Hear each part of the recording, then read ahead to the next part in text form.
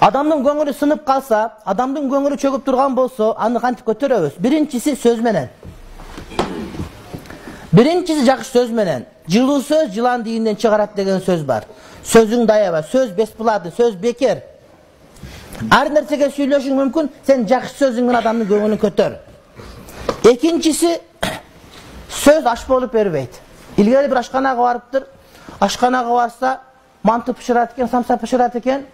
Бирок курсак ачып, ушу мантым жыты буркурайт экен, нары өтүп бир жыттап, бери өтүп бир жыттап, ырахат алса, повар чыгып айтыптыр. Сиз мантынын жытын көп жыттадыңыз, ырахат алдыңыз, үйүңүздө бул жыттагы жок. Демек, мантынын жытынын пулун төлөп коюң дептир. Алла! Кантип мантынын жытын пулун төлөйм деп айтыптыр. Төлөйсүң, баягыдан бери жыттадың, ырахат алдың.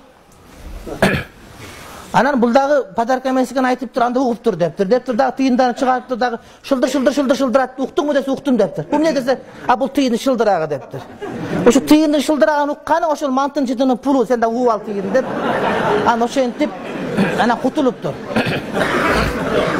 Анын сыңарындай баазы пайтта жакшы сөз жакшы болот, бирок жакшы сөздөн дагы башка нерсе чындап эле дүйнө мүлк менен жардам бериш керек. Үйдө аялыңыз күнүгө жылына жаңы кийим аласыз, эскисин үстүгө бычтай берет. Крышага чыксаңыз каптаркана жарымы склад болуп кеткен. Ошол кийимдерди алып чыгып жетим жесирге берсеңиз кийет ошолор. Аны сиздин балаңыз кийбейт.